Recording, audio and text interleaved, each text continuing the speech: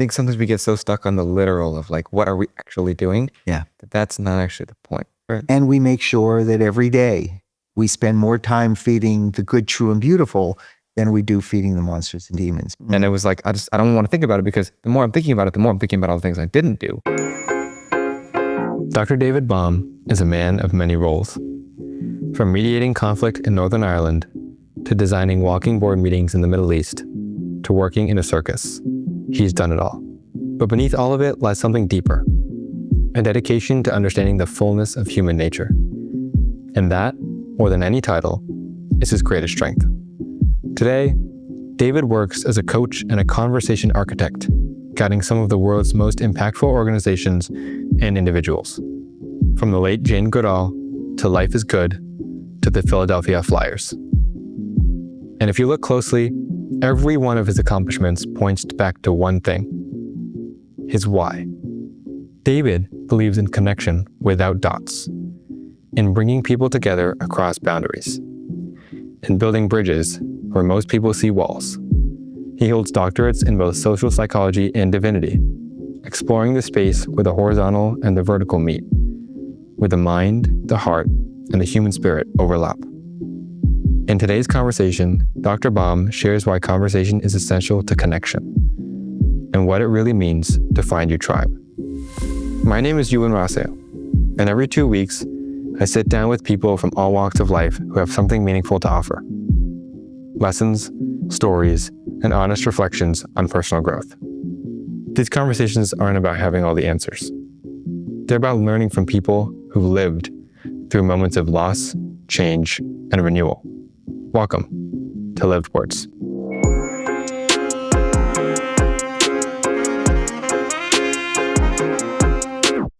So, David, I want to start with something that you and I have done together. You taught me about a month ago how to eat fire, which is something I never thought that I would learn. Yes. And in that teaching, you talked about how there's something you've taught to people before, right? Yes. It's something that you teach often. Yes. Why is it so important to you to teach people how to eat fire specifically? Well, first of all, one never knows where the skills one accumulates in one's lifetime are going to show up in your current life. Right. And for me, I spent some time when I was in college and then in graduate school studying circus arts and then traveling with a circus. And I learned many, many, many years ago to eat fire from a guy by the name of Penn Jillette, Penn and Teller. And I went to Hampshire College and he lived in the area. And I've taught over 1,000 people to eat fire over the years. And I have used it as a way to help people create breakthroughs in their lives. Mm-hmm. So there's really 2 or 3 reasons why. The first reason is that it's a differentiation. You know, there are a lot of people in the world who do what I do. Right. And it's a way, but very few people I know that do what I do, and I may be the only one that actually teaches people to eat fire. Yeah. It doesn't fundamentally ask the question why I do it, but it's just part of the rationale. Sure. Second is that it's a very powerful metaphor for, I believe, on how to deal with the challenges of life. Meaning that for most people in life, the question of what is my tolerance and how do I know the difference between what is hot versus what is burning, literally in whatever issues you would want to confront, is something that people have to think about and work on.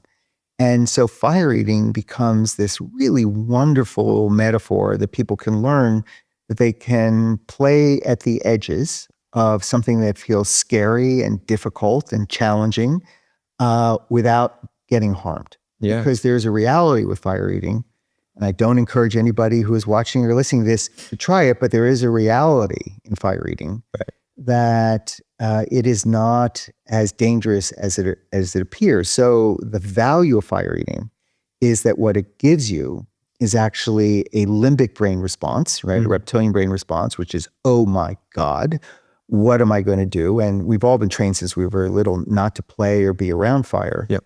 But in fact... except for you. Except for me. Well, yes. But in fact, the risk is less than the perceived danger. And so it's really about how to be able to override our natural fight, flight, or freeze response out of the limbic brain and respond accordingly, and to actually respond when everything is telling us not to. And so fire eating is a relatively safe, if done with me, if done with certain training and conditions, because I've had never in 1,000 people had an incident, it's a relatively safe place to do that. But finally, the last thing is I never just have people do fire eating alone. I always connect it to a breakthrough they're trying to make in their lives. And I connect it with an idea or something they've been struggling with, trying to create or break through.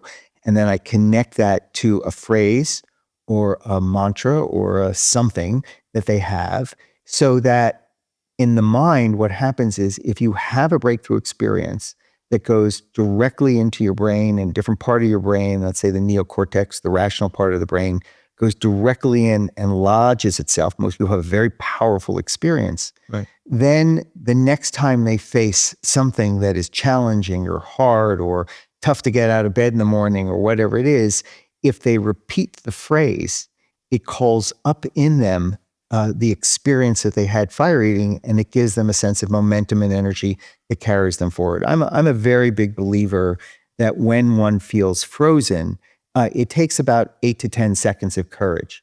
And then if you could just call up 8 to 10 seconds of movement or courage or motivation to create momentum, just the short action of getting out of bed or moving forward, once you start, that momentum will carry you forward. So this helps kind of as the ignition switch. It's a little bit of, in like drag racing, they have nitroglycerin switches, you know, they propel the car forward. It's a little bit of nitro into the soul, if you will.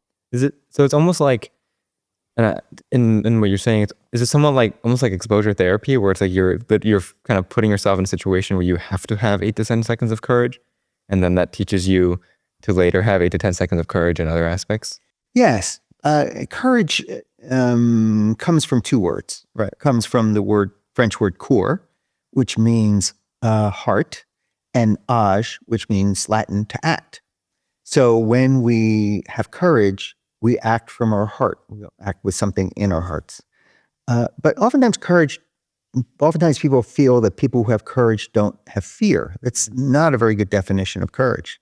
True courage is when we have fear, we feel the fear, but then we choose to act anyway. Right. And I have yet, in 1,000 people, and by the way, including myself, obviously, I have yet to have ever had the experience that someone is quite blasé when they light that torch for the first time and it comes towards their mouth. And there's like, oh, no big deal. It just doesn't happen. Right. Most people get quite, pardon the really bad pun, they get ignited, and it ignites their fears and their anxieties. And so it's how do you feel the fear and still act? That's, for me, is what the great lesson of courage is. Do you feel like in today, like in the world, that people often struggle to kind of muster up those 8 to 10 seconds of courage? Is that something that, is that like a societal thing? Is that just a very human thing that we all kind of always have trouble with that? I think it would be easy to pivot to societal. Right. And I think society can amplify it in a variety of different ways. But I think it's a very human experience. I mean, fear, biologically, anthropologically, sociologically, I guess I could go down all the ologies. There you go. Fear is one of the things that kept us alive. If you didn't have fear, you pretty much died back tens of thousands of years ago. I mean, if you didn't have fear of animals, you didn't have fear of the cold. If you didn't have fear of heights, if you didn't have that fear, your genes kind of stopped at you. Yep. But in a world that has increasingly, believe it or not, I feel has gotten safer, that genetic hardwiring in our systems doesn't serve the useful function it used to. Right. And so we oftentimes have to find ways of managing the fear and moving beyond it. Right. Absolutely. I want to pivot slightly. You kind of define yourself, or you have defined yourself, as a conversation architect. Yes. Something that is a term that I've seen. It's something that I've never heard before. Yes. I actually don't know what that means. What does that mean? Well, first of all, I'm glad you haven't heard it before. It took me about 6 months of playing with brand ideas to come up with it. Okay. Right. So Awesome. it's kind of cool. I'm glad it does seem to resonate with people. It was a little awkward for me at first, but now it feels kind of the way I talk about myself. Sounds very profound, but Well, I'm glad to hear that. I don't understand it, I suppose. So here's what I wake up in the morning. I wake up in the morning with a primary goal. This is what feeds me. This is why I do what I do. And what I do is I wake up in the morning to create really meaning in my life and the lives of others with a primary purpose of connection. So I connect, which creates meaning. And the best way I know in my world to create meaning with myself, with others, let's say with you, with people in the world that I work, is I create a meaning through conversation. So the phrase is really one, a conversation architect. I'm in it for the conversation. I'm always in it for the conversation. There is no greater joy that I can have than inviting people over for a good meal and to talk about big questions. I'm always in it for the big questions. I don't generally like to hover over the how are you and where are you going on vacation and where I don't want to be like a bore ass about it and be the guy who everyone's going to roll their eyes and, oh my God, but here we go again. But I am in it for the meaning. Right. In fact, a friend of mine who has done probably over 1,000 particular instruments called Strength Finder, which comes out of the Gallup organization, said that in all the people that she's tested, I have a very unique framing, and it basically measures what is your strengths in terms of how you work and think. She said, more than anybody she's ever met, my greatest strength is creating meaning. So for me, it's what gives me joy in conversation. Right. So if that's true with an outcome of connection, if that's true, then how one sets up conversations. Sometimes they happen organically, but what I've learned and what people pay me to do and where my value comes from is in being able to design them in a way so that you basically can accelerate the possibility of having a meaningful conversation or connection with someone. Right. And as an architect, basically creates an environment that allows people to live in whatever their wishes are or their hopes or their best selves or the places that they want. Absolutely. A conversation architect, the way I would look at it as a job, is to set the context, create the opportunities, the framings, build the platforms, the foundations, the boundaries, the walls, and then ask the questions that take people from A to B faster, smoother, easier, and create that sense of meaning that happens in a conversation. So a good conversation architecture has elements in it. It has elements of safety. It has elements of purpose. It gives good context. It creates space and rhythm. But it also, a good conversation architect understands when too much is too much, because we've all been at tables where someone is dominated or they go on, but also wants to elicit more and deeper conversation, deeper meaning out of where it's going, and also knows when there ought to be walls, but also knows when there ought to be space to allow the conversation to evolve in itself, and knowing the balance between what do you initially set up and then what do you trust that the conversation is going to go its own way. Right. And all of that is part of the conversation architecture of the way that I work. Excuse me. Yeah, that's incredible. I'm curious as to because often I had someone who likes deep conversations. My best friend and I sat for about 3.5 hours the other day in my basement, and we talked about life and his life choices and what it means to have connections with people. It was an incredible conversation. It only ended because he had to leave and pick up his brother from something. And so I do love deep conversations, but often it feels difficult, for me at least, to get to them, in the sense that it's you don't want, we're having a casual discussion, we're hanging out.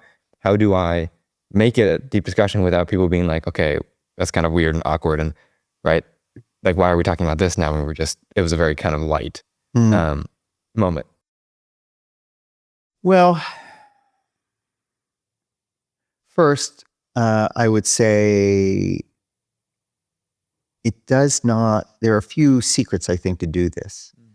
And what it does not generally make sense is that everybody wants to have these kinds of conversations. Right. So the older that I get, the more I find that a few people, and it's a handful, want to go there. Mm. And those become the people that are with me on my journey, and in Africa, they have a saying, if you want to go fast, go by yourself. If you want to go far, go with others. Yeah. So you got to find your tribe for the things that matter to you, right? So certain friends you just hang out with. Certain friends you're a gamer with. Certain friends you go to certain movies. Certain friends you do sports with. But there are certain friends that I have that I will, and I have them in my town. There are maybe a handful of them. And I usually, a lot of them I have as walks. I do it walking. They're the friends that I go for a walk in the morning, and they know the expectation is it's a real thing. And so one of the questions I'll always start with is, how are you doing? And then I always add the caveat, really. It's my one of my favorite words. Like, it just takes it to a deeper level. Right. And they know when we go for a walk, I'm going to go there. And they also know that it's safe space. And they know that there's a sense of reciprocity in it. And that I'm going to go there as well. And they look forward to that. So I find people in a personal realm that don't think it's weird. Right. That's the first thing. Right. The second is you learn the skills, probably the most important skill, which is the skill of deep listening. And most people don't. Most people listen to respond, or they've already got the script going in their head on what they're going to come back with. And that's generally not particularly effective. And that doesn't really create a conversation. It's more of a presentation. Right.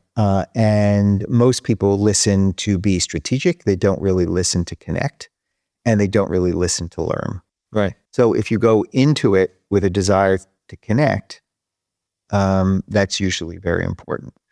I think it's important to also set context. Like, are you okay if I'd like to use this time to talk with you? I've got some big questions, and I could use some of your advice or your perspective or your reflections on it.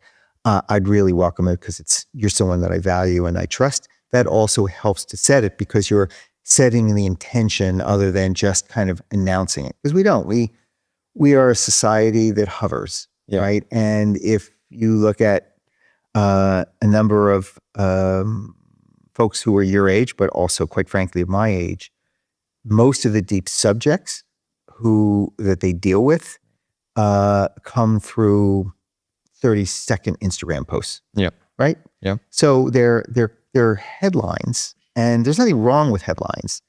The problem is, without that kind of depth and specificity, people will assume that a headline is the full picture. Right. And they will substitute a headline for the real issues. And real issues, real conversations take time, and they take space, and they have to breathe, and they can't be over-controlled. And if you can think that way and ask questions and listen in that way, and always go into a conversation with the desire to connect, not the desire to contribute, not the desire to stand forth and present, not the desire to show everyone how smart you are, or how good you are, or how balanced you are, how much you have, but with a desire to connect, you're going to be way more effective.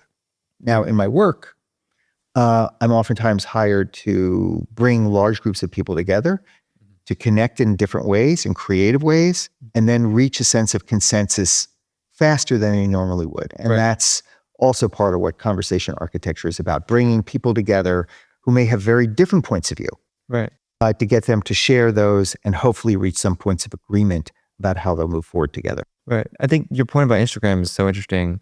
And like, even not Instagram specifically, but the short form content, the way that we process information, it almost feels like we live in a very kind of rushed society where it's like everything needs to be quick.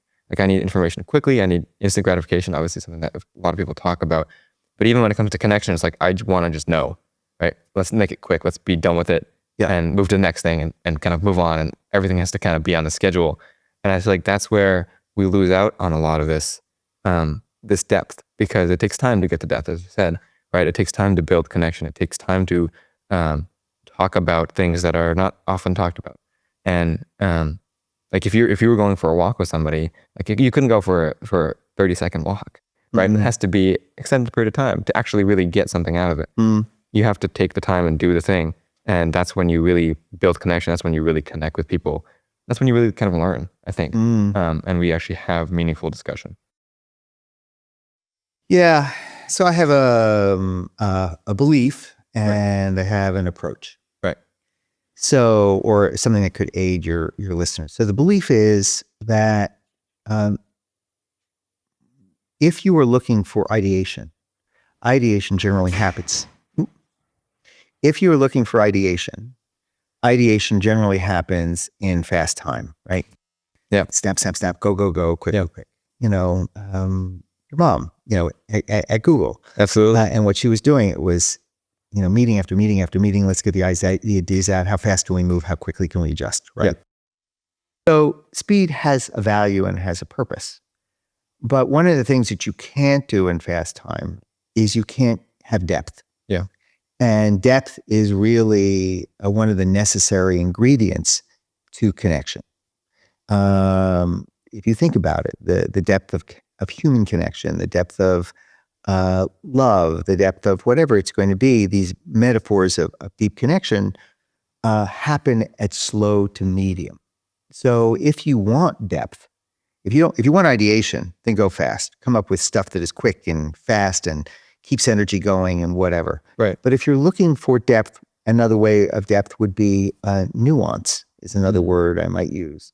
That helps speaks to a deeper part of who we are than almost every religious tradition, every spiritual tradition, every practice that people do. It has to be allowed to breathe. It has to have space and time. It has to move at slow to medium, which is why I oftentimes, for my meaningful connecting conversations, I will do them on walks. Yeah. Now, partially it's because, and I'm writing a book now about the power of walking conversations. Partially it's because certain actions occur when we are walking that are different than when we're sitting. Certain things are happening psychologically, anthropologically, biologically, you know, these things. Yeah. But I think there's something else that is also going on, which is a thing that can help around connection, which is nature. So I believe a lot in principles of energetics and fields, the concept of fields. Mm-hmm. And if you go into nature, like I live in the woods, in a very beautiful place. Absolutely. Really, I love being here on the water. But if you are in nature, one of the things that nature teaches you is that nothing happens in nature unless it's crisis or high danger. Nothing happens in nature in fast time speed. Right. It happens slow to medium. Right. Slow to medium. And as fields will affect each other. Like if you go into a place that has a lot of pendulum clocks, eventually those clocks will sync with each other. And they may sync actually to the larger clock. If women who oftentimes house together for long periods of time, they will get on their own moon cycles, right? Naturally. We sync our fields to each other. And the general principle is the smaller field doesn't affect the larger field. The larger field affects the smaller field. So when I go into nature, when I'm walking in nature, when I'm around in nature, if I go and I sit in nature, I am going to affect the natural world. I am going to be affected by the natural world way more than the natural world is going to be affected by me. Yeah. And so it slows me down. It slows my pace down. It allows a greater kind of depth. And the other thing is that when we are in the natural world, when things happen in the natural world, they happen without ego. Human beings are very egoic, right? We present in a particular way, we look in a certain way, we think in a certain way, we like people to see us a particular way. Yep. But when you go into nature, there's nothing personal that exists. When a rabbit is killed by a fox, when a wind blows over a tree, it's not personal between the wind and the tree or the fox and the rabbit. It's just what is. And so when we are in nature, it changes us to get back to our own isness, because that's what the natural world is. Yeah. It just is. Yeah. And all of that put together gives the conditions for a depth and connection. Right. That's so interesting. I think that we often, especially today, we often don't spend enough time in nature. I think that is a thing that, in some ways it becomes harder because there's less and less nature and natural places like this. But I also think that, and maybe some of what goes back to that kind of rushed aspect where it's like it's like, oh, I'll go for a walk tomorrow because I have things to do today. I have work. I have this. I have to do this. I have to, finish this homework. I have to turn in this paper. There's stuff to do, right? There's always stuff to do. Yeah. And so I think we get so caught up in the stuff to do then that we forget that, like, actually going for a walk in nature, taking time, right? Allowing for depth will make you more effective in the work. Yeah. Right? It creates a sense of balance in your brain, in your body. And I think you talked about energy fields, and I think that's a huge thing, right? When you have a sense of balance, everything else kind of becomes simpler because you are able to function closer to your maximum capacity, right? You're able to really be people talk about the best version of themselves. That's kind of the best version of yourself when you're balanced, when you have that kind of equal pull of, the stuff to do, but also like the being. Yeah. And I think we have to be and we have to do, but we cannot only just do and not be. Right. No. Yeah. I think Ram Dass said it, we're not human beings with a spiritual life or spiritual beings with a human life. And yeah, we're a society that has become increasingly addicted to product. Right. Exactly. And I think one of the things that we need to learn, and it's an interesting framing, which is most of us think, and I mentioned this a little bit earlier, but most of us think that our primary job is to contribute. So we go into meetings, we go in conversations with the intention to contribute. What's my contribution going to be? What am I going to say that is going to be of value? What can I do that is going to contribute to the moving forward of whatever this gathering is? And I think if you go in with the intention to instead connect, which is had by slowing down and listening and speaking first, and be the first to listen and the last to speak, I do think you become more effective. Yeah, absolutely. Can we talk a little bit about people and finding your tribe? I think you talked about finding your tribe, and I think that it's such a key point because we often, as I have often struggled to find my tribe, right? Find people who I feel want to connect, want to be in connection with me, and it can often be lonely when you don't have people. You don't have a tribe, or you feel like you don't have a tribe, and there's a sense of isolation. I'm surrounded by people, and yet I'm alone because none of those people are really people that I can have deep conversations with, that I can connect with, that I'm really have that kind of bond with.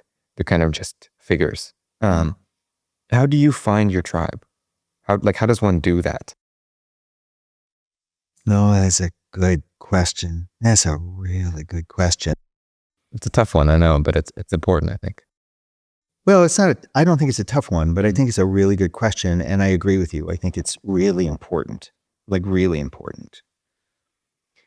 So I would say, no one's ever asked me this question before, so I'm just going to be talking out loud. Absolutely. I think first, you need to know what are the ingredients of your tribe. So you need to know what are the components that you're looking for. Because if you don't know what you're looking for, anything's going to be a solution. Yeah. So you have to be very clear about what does it mean to be in my tribe. Now, oftentimes we intuitively know it. You'll hear a parent say, so-and-so has found their tribe. Ivan has found his tribe. And what does that mean? But actually to spend some time thinking about what is it that would be important to me to say that I'm home, that I'm with my people. And what does that really look like in practice? You know, parents spend an enormous amount of time, I do as a parent, trying to teach our kids how to be the best human beings they possibly can. Right. But the truth of the matter is, and I think research will bear me out on this many times over, that once you reach a certain age, 8, 10, somewhere in that range, and then you start to move into early teenagerhood, what will affect you mostly in what your values are and your behavior are the 5 people you spend the most time with. Yeah. So you want to be very selective. So first, knowing that, it's really interesting to think that you don't have to have a tribe of 30 people, but who are 5? So I would say first you got to know what you want. Then you got to find what those 5 are. Then whether that's 5 through interest, it's 5 through curiosity, it's 5 through shared values, it's 5 through interests. Whatever it is, you find what those 5 people are going to be. Yeah. You create that image. Yeah. And then you start creating invitations. I think the goal is to make, and I realize people think it could be a little weird, so you got to do it in a way that doesn't feel weird. But you make the implicit explicit. That is, you take these ideas and then you start to, as if you were putting together a good soup. Right. You start to create events or times or gatherings where these friends, your people, come together around something, but you know that you periodically will create both things that we can do together, particularly for people of your age, things that we can do together. But what you also do is you will seed those gatherings with questions or conversations that deepen and elicit the things that you're trying to value in the tribe. So it isn't just about finding what your tribe is, it's about feeding what that is by promoting what that is, and doing very specific things that bring people together in positive, joyful ways. Right.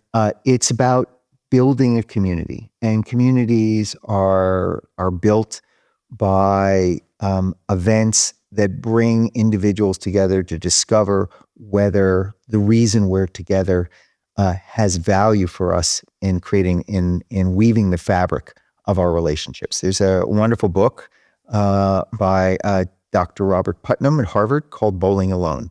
And it's about this disintegration that we have in our society of people now bowl alone. And what we really need is we need bowling leagues and churches and all kinds of gatherings where people can organically feel their sense of community. But it's in the finding that sense of community that you can then start to carve out and articulate, okay, now I start to understand what it is that is meaningful for me, what I want. Like, I want people that walk. Yeah. I want people that will go for the big conversations. Yeah. I want people that can laugh. I want people that love food. I want people that have a certain view of the world about what's important. Right. Maybe politically, maybe socially. This is how I start to define my tribe. Right. And once I know what it is, then it's much easier for me to start to make it happen. Right. Absolutely. I was having a conversation the other day about the way that we do activities, I think, because, and so I'll tell a little bit of a story. A friend of mine went to a camping trip last week, I think, with her college. It was a pre-college kind of sort of camping trip. It was like 10 people, and there's 5 guys in that trip, and she was telling me about them who played poker, like no gambling, but just played the game for fun every night for like 5 hours, every single night. And she was like, I don't understand how people can love poker so much. And on one hand, I was like, yeah, that's it's a lot of poker. Right. And then I was thinking, okay, well, what do we do together? And she's like, well, we walk. Me and her and another friend of ours go on a lot of hikes. We hike in the woods. We've hiked by the water. We went to a reservoir in Middlesex Fells recently. Beautiful, beautiful place.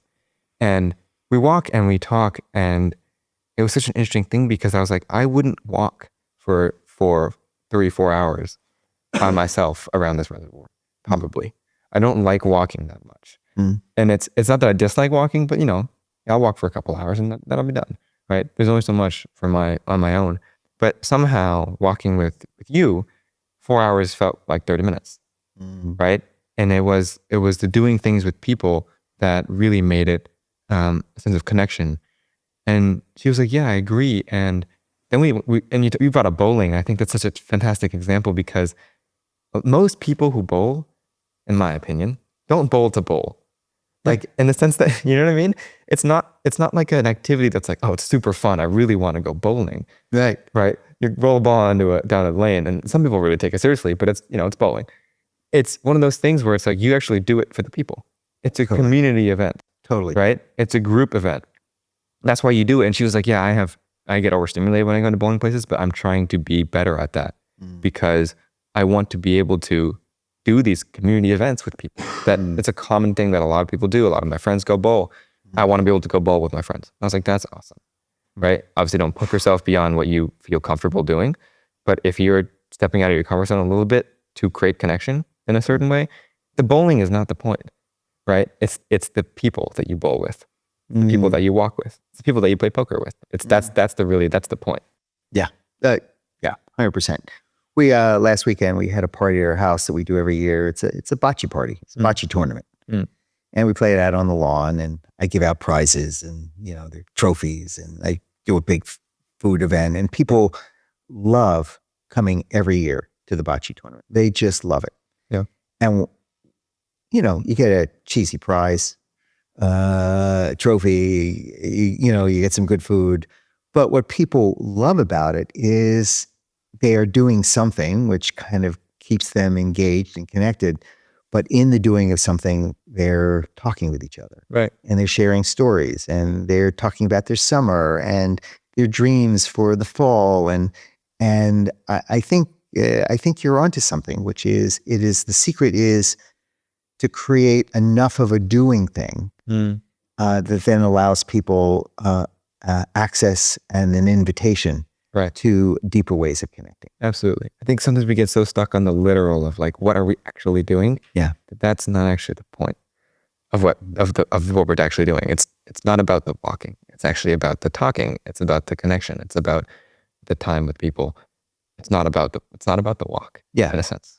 Yeah. And for some people, to be clear, it is. Sure. But it's not always just that. Yeah. There's always something else going on. In one of the lessons I learned in my work is that sometimes what you need to do is you want people to have the conversation without having the conversation, right? So you could go at it and say, I really want us to have a deep, meaningful, connecting conversation. Sometimes people go, I don't want that. Yeah. But you can set the context and the environment through bocce, through bowling, through walking, through pickleball, through whatever it is. You can set the context that then allows you to have the conversation of depth and meaning without having the conversation. And that's a skill. Right. Absolutely. Can we talk about your why? Yeah. Because your why is, and correct me if I'm wrong. I want to say, do you need some water? I have one. I got a little silent suggestion. Okay. Okay. To create connection without dots. Yes. Right. And I read that and I read it again and I asked my sister and I asked my mom, and we all had different ideas of what dots were when it came to connection. And I'm curious, and when you came up with this, when you thought about this, when you realized this, creating connection without dots. Yeah. What is a dot? Well, first of all, I'm thrilled that you each had a different interpretation. I'd love to hear what they are. Absolutely. I think my mom and I had talked a lot about her idea of dots being something that was, this is a couple of days ago, dots were something that were like differences between us. And you're trying to create connection across differences. And I thought that was an interesting interpretation. I almost thought about it like dots were kind of obstacles to connection. And you're trying to get around those obstacles. Things like we just talked about where people are like, oh, that's kind of too much to talk about, but get around it by creating an organic environment. I forget what my sister had said, but we all had kind of a slightly different idea of what a dot was. And I was like, man, I have to ask David, what is a dot? I have to know. The world needs to know. So world, here's what I can tell you. First of all, that you each had a different interpretation is part of the why. It's to give people the freedom to make connection in different ways. I'll tell you what came up for me when I came up with it. First, the visual image, connecting without dots. When you hear that or see that, what most people do is they think, these are, dots, and they can see the line go from thing to thing. So first is connecting without dots is how do we connect without usual form? Right? That's the important thing. People have in their mind, you go from point A to point B to point C to point D. That's what connecting the dots means. Right. You are connecting assumptions, you're connecting beliefs, but that there's a roadmap to that. And sometimes there isn't. Right. So one is it's an encouragement to go, in some regards, outside the box. There's a very famous, what kind of inspired me a little bit, there's a very famous puzzle called the 9-dot exercise. Okay. And it has 3 dots, 3 dots, 3 dots. And I think it's something like, can you connect all of the dots without crossing over any of the lines? Right. And that's the puzzle that you have to figure out. And it is impossible to do so if you stay within the 9 dots. You can't do it. The way you actually do it is you take your first line and you go outside the natural perimeter, right? So if the bottom line of dots is here, you go outside the natural perimeter and you go this way and this way and this way and this way. And then that's it. You have to think literally outside the box. Yeah. So connection without dots is a way, first for me to say, connection sometimes means that you have to go outside your assumptions. You have to go outside your normal processes. You have to think in a more expanded way. That's the first thing. That's the first implication. The second thing is from a more spiritual component, and this is personal, and I've actually never shared this with anyone, for the world, first time. For the first time? Is that there's an implication when we say to connection without dots. The implication is when we connect with dots, it implies that there is a place to go, and that when you fulfill the task of connecting dot to dot to dot, you've created a kind of a wholeness, if you will. And I sometimes want to challenge internally for myself the assumption that unless we do something, we're not whole and perfect as we are. Right. So connection without dots is also, for me, a personal reminder is that we're fine just who we are. Right. That we may not have to do anything to be just perfect, to be just fine. That I and you and anyone who is listening or watching are okay where they are. Right. That you don't have to do anything, that you can accept that you are enough. It's a hard thing to think about. Oh, it's an incredibly hard thing to think about. It's incredibly difficult to think about.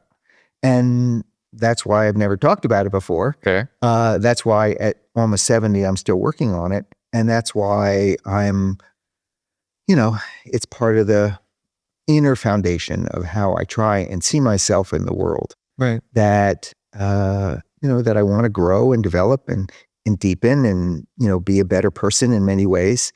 But also there's a part of me that in order to do that has to also accept that I'm just fine the way I am, no matter what. Right. I think there's an aspect of being comfortable in ourselves. Yeah. And feeling that we are, and you put it very well, that we are kind of enough as we are. And it almost feels like the way that we think about others has become so skewed to what have you done? What are your accolades? What are your achievements? How much money do you make? Right?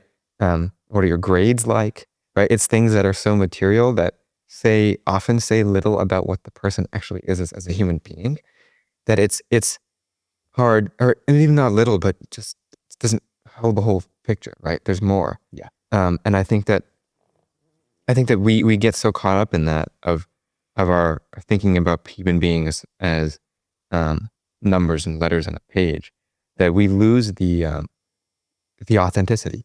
And I think that makes it difficult as someone to think about ourselves beyond those numbers, because it feels like everybody around us is thinking about us just from the numbers. Yeah. And so then it makes sense logically. Well, okay, then I must just be the numbers. Yeah. Yeah. Well, listen, you more than me, I think in the world in which you operate. Excuse me 1 second. Fantastic. Bald eagle just flew right by. So I know this must be a very meaningful conversation.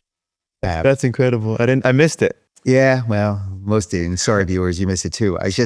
I'm always looking. Remember, I was talking about I spend time in nature, the fields. Yeah. I'm always looking for affirmations. I should have sat on that side. Pardon? I should have sat on that side. Yeah, you should have. That's incredible. Yeah, it's pretty cool. So, yeah. So, you know more than I do that we live in a world of constant assessment. And that's really one of the major dangers of social media.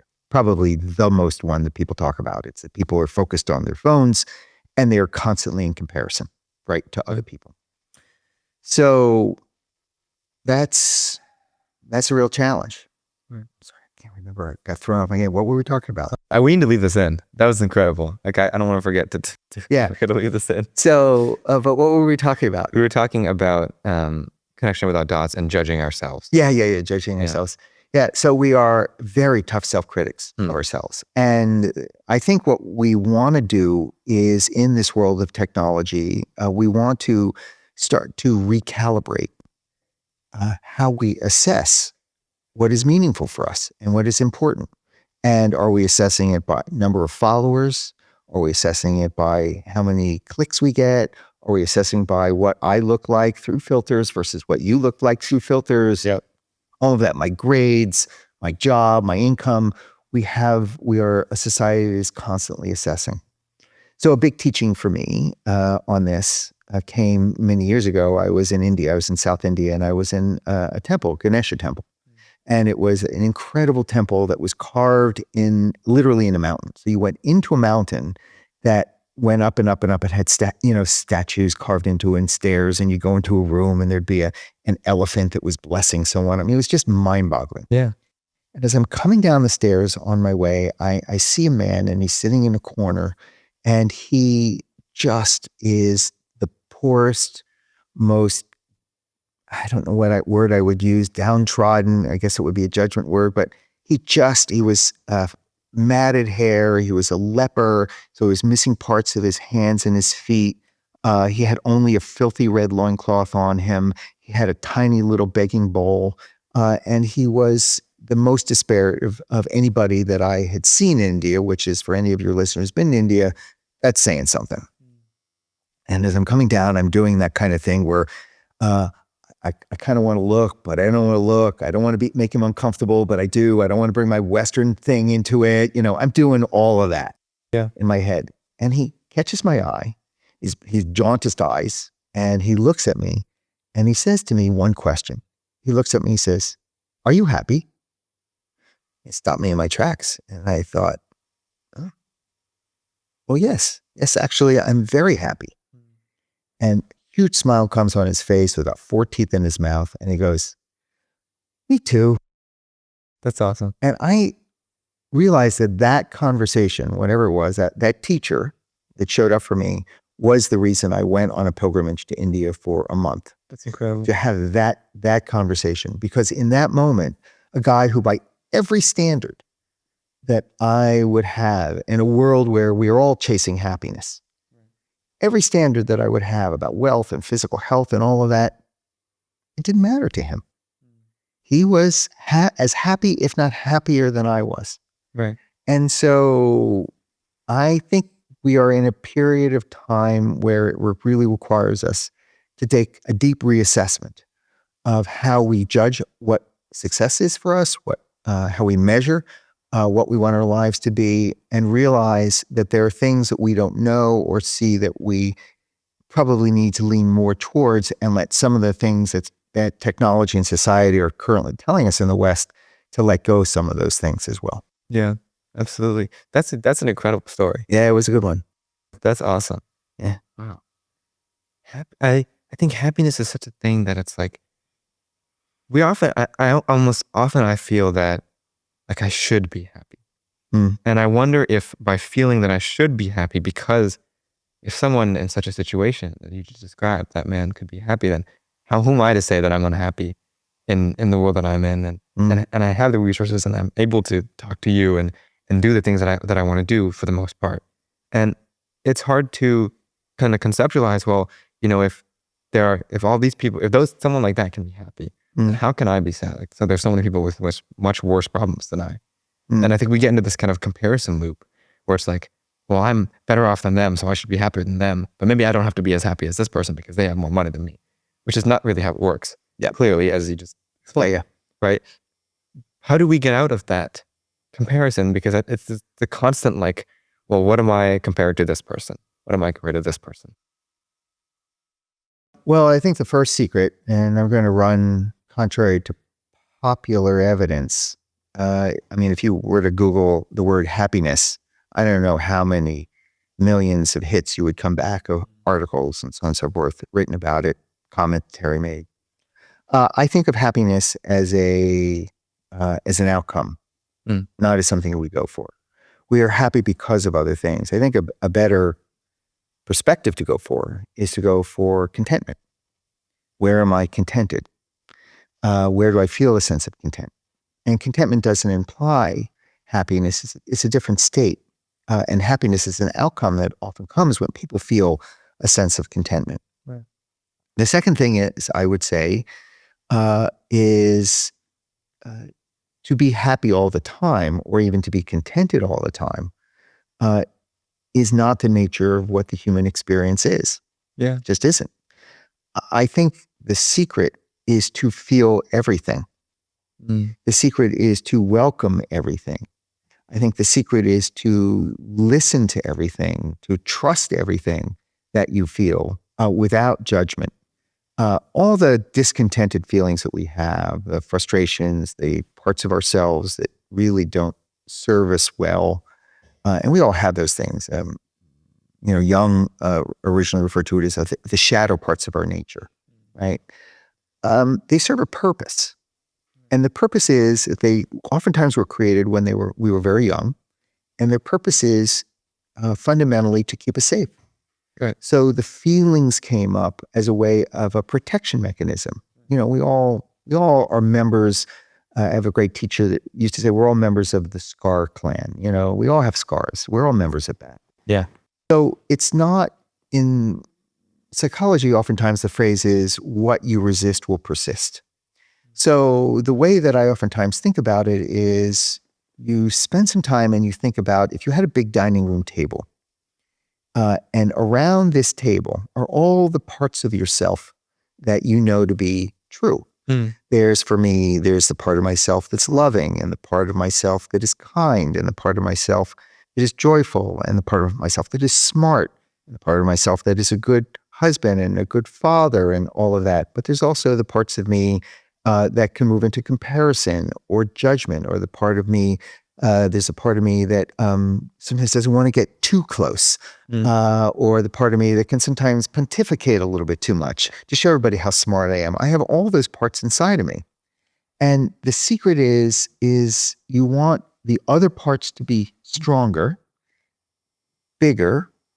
You're more attentive to those parts, the parts that are the positive parts of you. And those parts of you that are the lesser parts that you don't really like that much, that you're not your strongest pieces, those parts, what you want is you keep them at the table.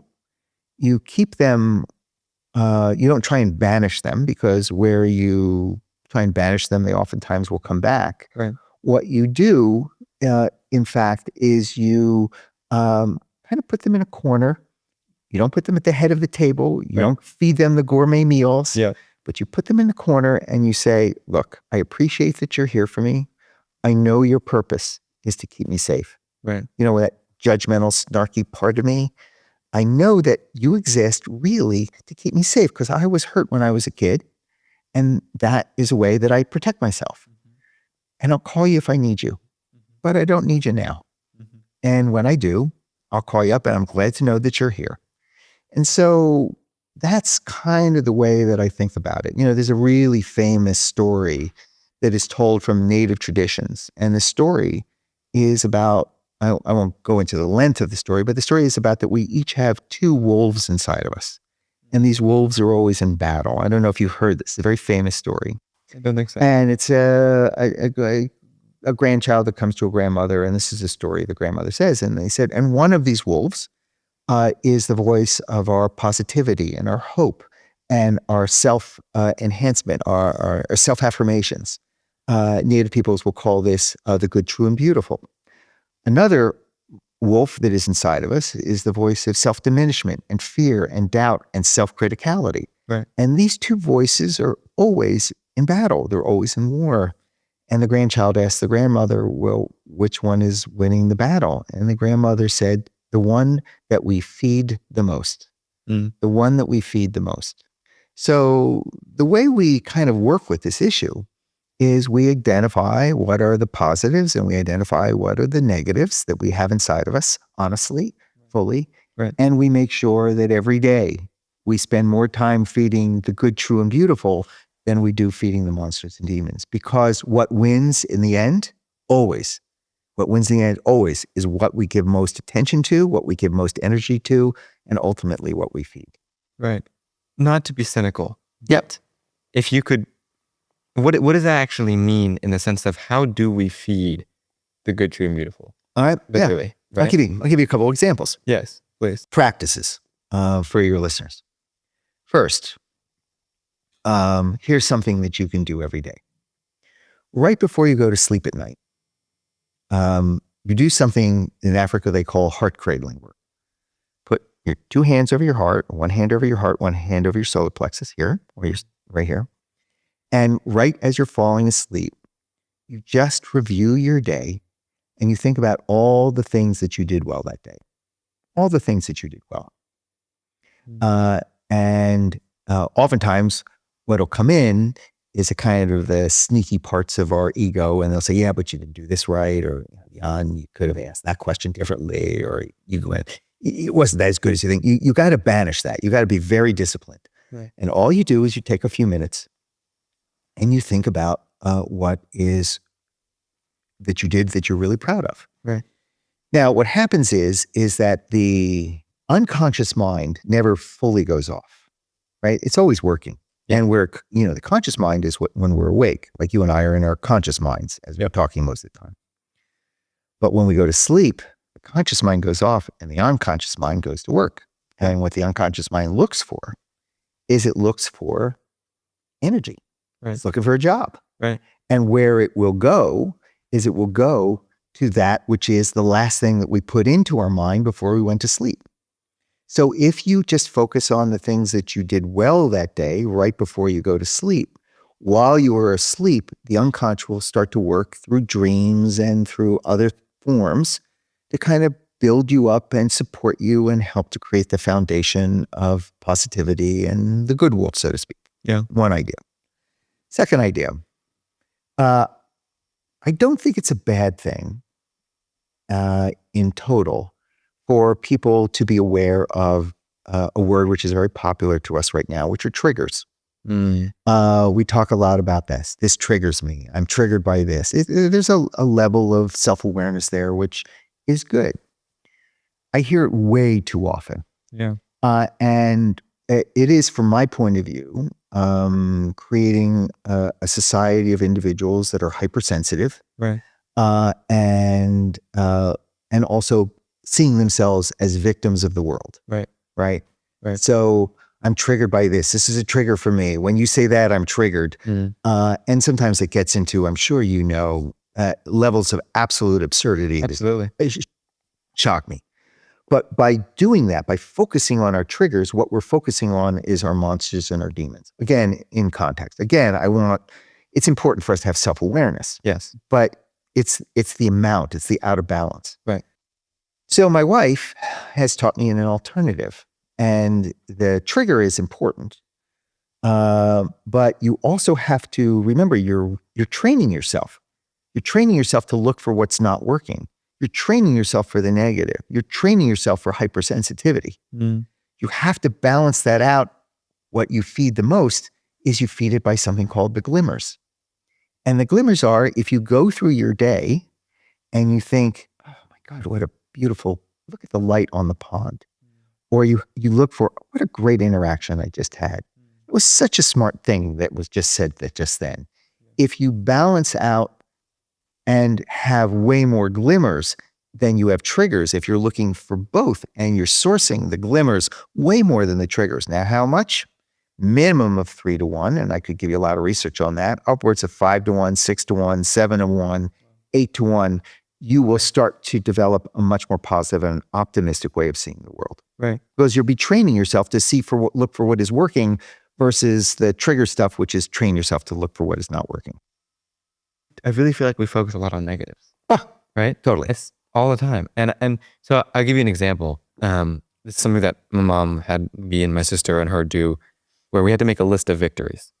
And the list of victories essentially was every day, at the end of the day, for about 5 minutes, think about the day, think about a few victories. One, even if just one. What's like one thing that was you like did that made you feel like you had a victory, like a win, right? What's one win from the day, right? And the goal is to have, maybe 10 or so by the end of the week, and we share them at the end of the week with each other. We talk about our list of victories, and that's that. And in some ways, it kind of fell apart, the idea, and I think it's a great idea, but it fell apart because I would sit there at the end of my day, and I would sit there for 5 minutes or 10 minutes or 15 minutes, and I couldn't think of a victory. But I could tell you all the losses that I had that day, right? Because those come easily. If I had thought of, if there was a list of losses, I would have had a list easily, right? I couldn't think of a victory. I was like, what did I do today that I did well? I was like, well, I got to class on time. Well, that's not really a victory. Maybe it is. Maybe it is for that day. But, well, I got to another class late, or I got to class on time, but I forgot my pencil, so therefore it's not a victory.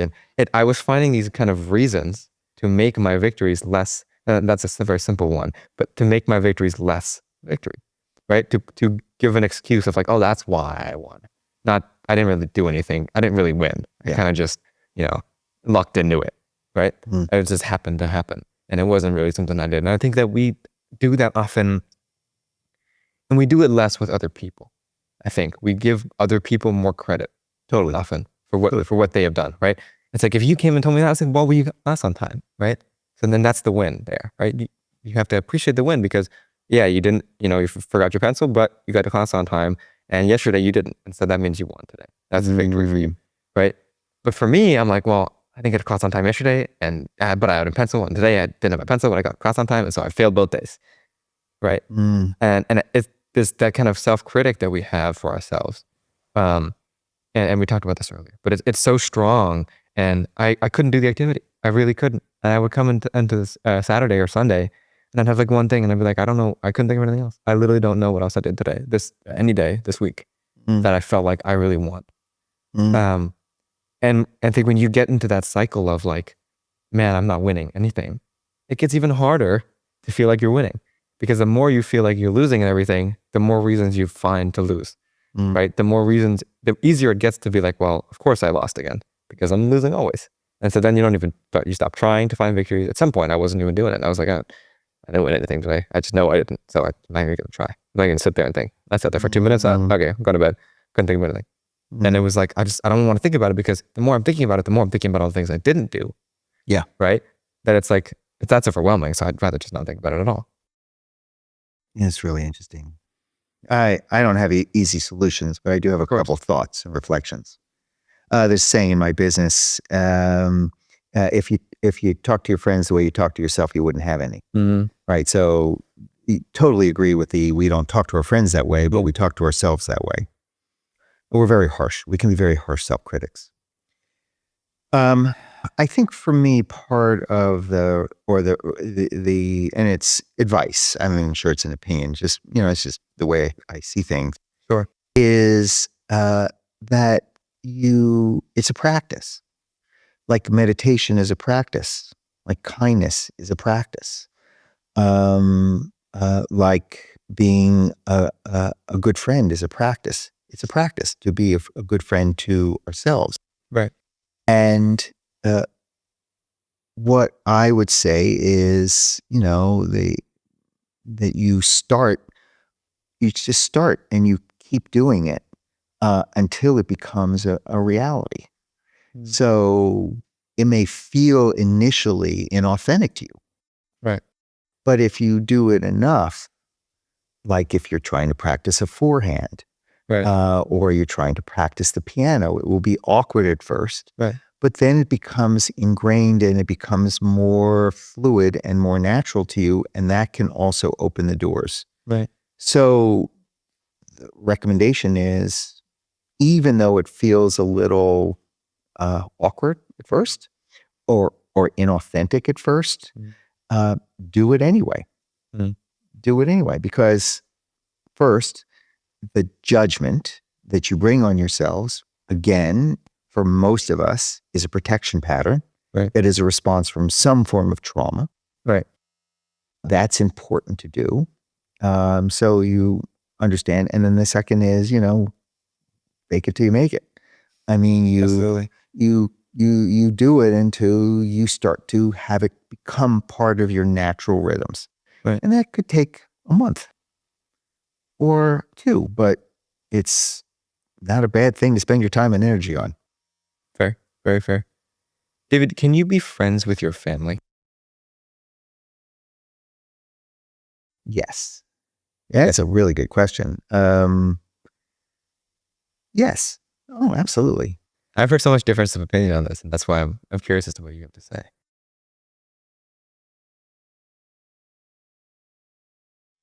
My wife, her two sisters are her closest friends. Our children are without doubt their best friends, our son and our daughter. My wife would also tell you that I'm her best friend, and I am, and I think that's one of the foundations of a really good marriage. Yeah, absolutely. But my brother is a very, very close, if not best friend. We talk about every day. Yeah, awesome. And it took us longer to get there. Right. Because there were the necessary conflicts that occurred and the struggles that occurred and the challenges and the hurts and, the histories that we have. Right. But, and we became friends, like really close friends, not as children, but as adults. Yeah. When we found there was a reason for us to be together, and we started actually valuing and seeing that the other had a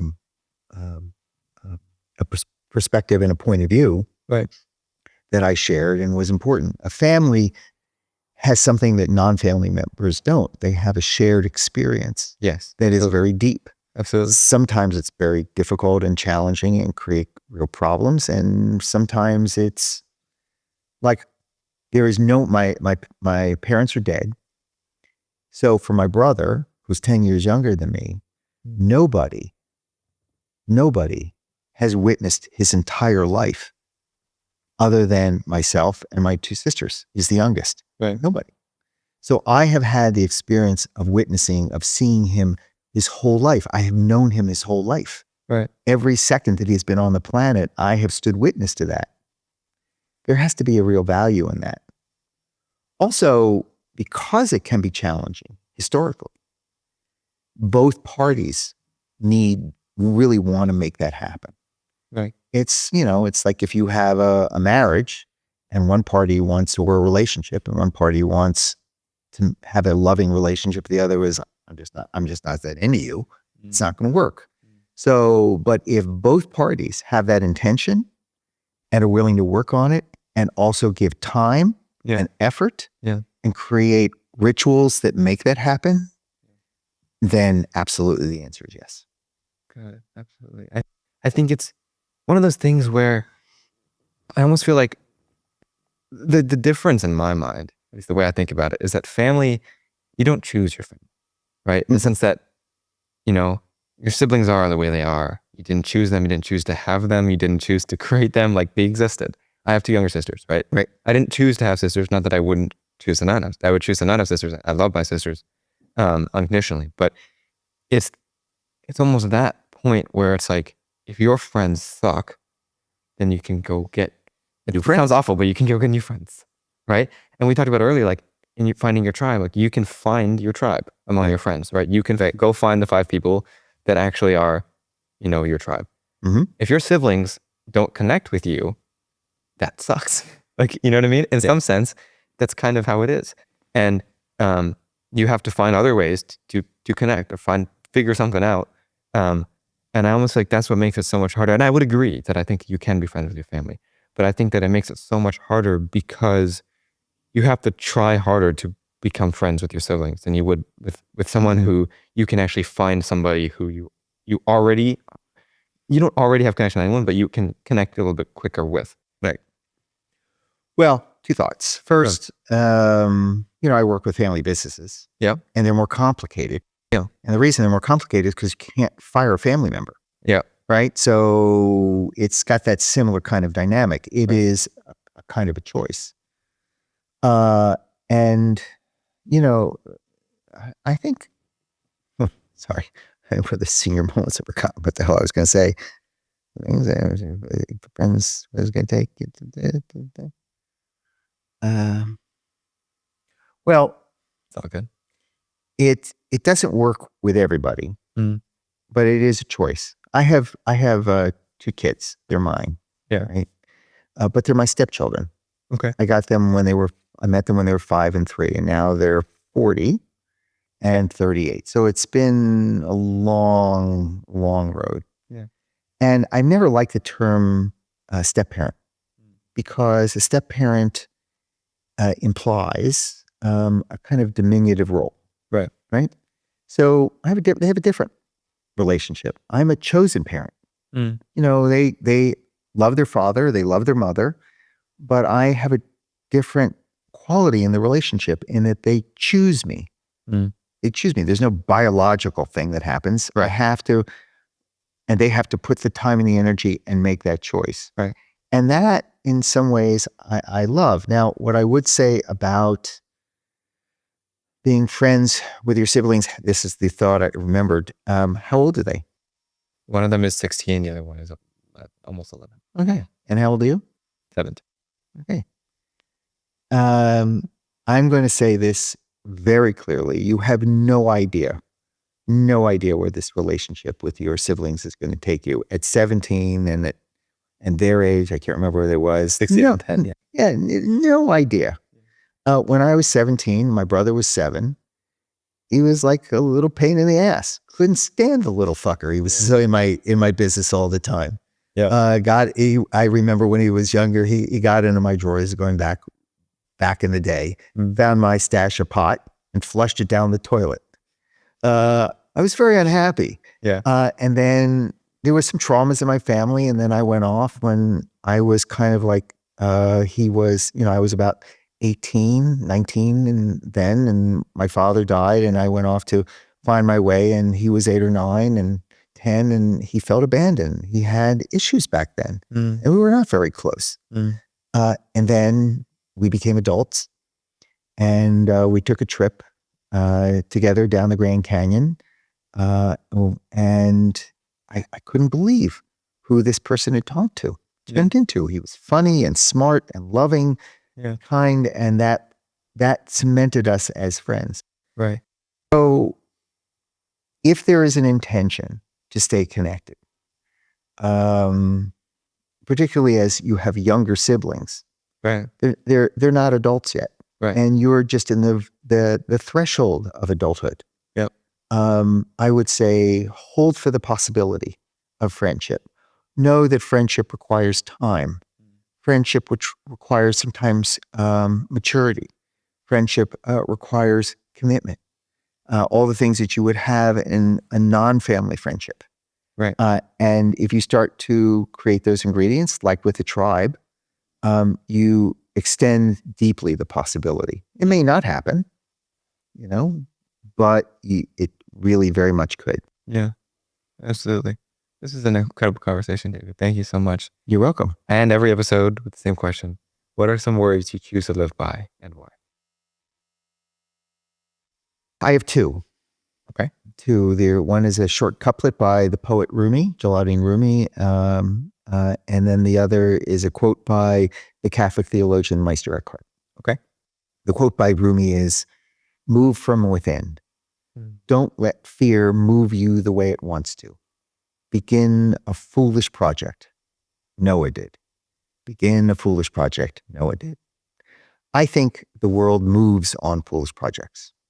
I think we have fears that want to move us, and I work hard not to let those fears move me the direction it wants to. And I am always looking for interesting, foolish projects to contribute to, of which will feed my own foolish project, which is myself and my own life. So that's one. Good. And the second is by Meister Eckhart, who said, "The outer work will never be great if the inner work is small."